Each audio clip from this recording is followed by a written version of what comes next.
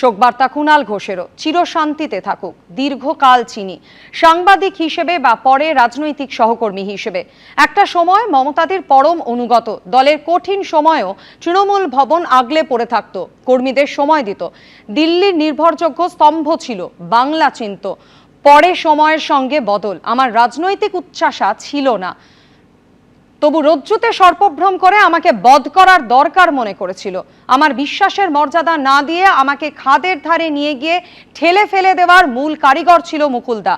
আমাকে আমার ঘনিষ্ঠদের যা বলেছিল ধ্রুব সত্য ধরেছিলাম। কঠিনতম দিনে ক্রমশ বুঝেছি রাজনীতির খেলা। পরে মুকুলদা তখন বিজেপিতে, আমাকে নানান কথা বলে আবার কাছে টেনে বিজেপিতে নেওয়ার চেষ্টা করেছিল। ওর প্রতি আমার রাগ অভিমান আছে, কিন্তু ওর বৈশিষ্ট্যগুলো অস্বীকার করব কেন? ও আমার ক্ষতি করার কারিগর। অনেক পরেও সিবিআইকে কত বড় মিথ্যা বয়ান দিয়ে আমাকে আরো ফাঁসানোর চেষ্টা করেছে আমি দেখেছি। আমি জানি ঈশ্বর আছেন, কিন্তু ও তৃণমূলের দুঃসময়ের অন্যতম সৈনিক, পাল্টেছে অনেক পরে। তবে আমার মতে কারণ যাই হোক, ওর তৃণমূল ছাড়াটা মস্ত ভুল। পোস্টে উল্লেখ কুণাল ঘোষের। 28শে জানুয়ারি 2014, তখনও কেন্দ্রে ক্ষমতায় আসেনি মোদী সরকার। সে সময় ভোটের আগে এবিপি আনন্দের স্টুডিওয়ে এসে কি বলেছিলেন মুকুল রায়, শোনাবো। আমাদের অতিথি তৃণমূল কংগ্রেসের সর্বভারতীয় সাধারণ সম্পাদক মুকুল রায়। মুকুলদা, স্বাগত। প্রথম যে প্রশ্নটা আমি তোমায় করব সেটা, তৃণমূল কংগ্রেস নামক দলটাতে মমতা বন্দ্যোপাধ্যায় ছাড়া আর একজনই জবাব দিতে পারেন, তিনি মুকুল রায়। না, সেটা ঠিক কথা নয়। এটা প্রশ্নটা শোনো, প্রশ্নটা দেখো।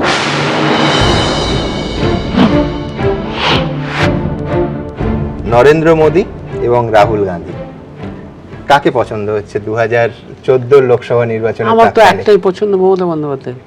কারণ হচ্ছে জোট সঙ্গী হিসেবে না, জোট সঙ্গী মমতা বন্দ্যোপাধ্যায় তো নেত্রী হিসেবে অবশ্যই। আমি তোমাকে একটা কথা বলছি, আমার কথা হচ্ছে যে ভারতবর্ষের যে বর্তমান রাজনৈতিক সিনারিও, এই সিনারিওতেও যারা বলে আমরা জাতীয় রাজনৈতিক দল, সেই জাতীয় রাজনৈতিক দল কারা কারা আছে ভারতবর্ষের? জাতীয় রাজনৈতিক মানে নির্বাচন কমিশন কর্তৃক স্বীকৃত রাজনৈতিক দল, ধরো ভারতীয় জনতা party, Bharatiya Jatiya Congress, CPIM, communist party of India, communist party of India Marxist, Bahujan Samaj party এবং ন্যাশনালিস্ট কংগ্রেস পার্টি। এই 6টা দল হচ্ছে নির্বাচন কমিশন কর্তৃক স্বীকৃত রাজনৈতিক দল।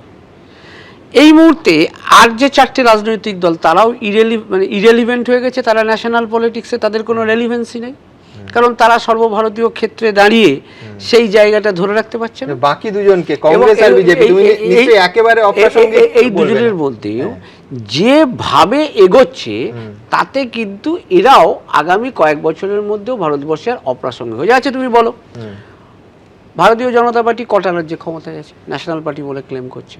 আর এই মুহূর্তে আমরা টেলিফোনে যোগাযোগ করে নিয়েছি কুণাল ঘোষের সঙ্গে। কুণাল বাবু, আপনার পোস্ট আমরা পড়লাম, জানতে চাইব ঠিক কোন মতাদর্শ থেকে, কোন মানসিক জায়গা থেকে আপনি লিখেছেন এগুলো। চলে যাওয়াটা আমার খুবই খারাপ লাগছে। মমতাদির ক্যাম্প, সে তো তারকাখচিত ক্যাম্প, তার মধ্যে থেকে একজন মমতাদির আস্থাভাজন হয়ে উঠছে। যদি কোনো গুণ না থাকতো সেটা কিন্তু হতো না। যে ওর যে পরিবর্তনগুলো হয়েছে, ও হয়তো মনে করছিল দিদি আরো কাউকে কাউকে যদি স্নেহ করেন সেটাও সমানভাবে নিতে পারছিল না। তার জন্য কিন্তু ওর গুণগুলোকে আমার খাটো করার কোনো অধিকার নেই। ওর সঙ্গে আমার একটা দূরত্ব হয়েছে, আমি বিশ্বাস করে বহু জায়গায় ধাক্কা খেয়েছি। আমি দেখতেও গেছিলাম কিছুদিন আগে। তো যে চেহারা দেখে এসছি, অচেতন, কঙ্কালসার, তার জন্য মানুষের জীবনে এত লড়াই, এত ঝগড়া, এত দৌড়। মুকুলদা শান্তিতে থাকুক। মুকুলদার প্লাস প্রচুর, মুকুলদার মাইনাসও আছে। ও বোধহয় দল বদলটা না করলেই ভালো হতো। মমতা বন্দ্যোপাধ্যায়, তৃণমূল কংগ্রেস, এতেই ওকে মানায়। এই দল বদল করতে গিয়ে ওর গুরুত্বটা ও অনেকটা ডায়ালুট করে ফেলেছিল। এবিপি আনন্দ, এগিয়ে থাকে, এগিয়ে রাখে।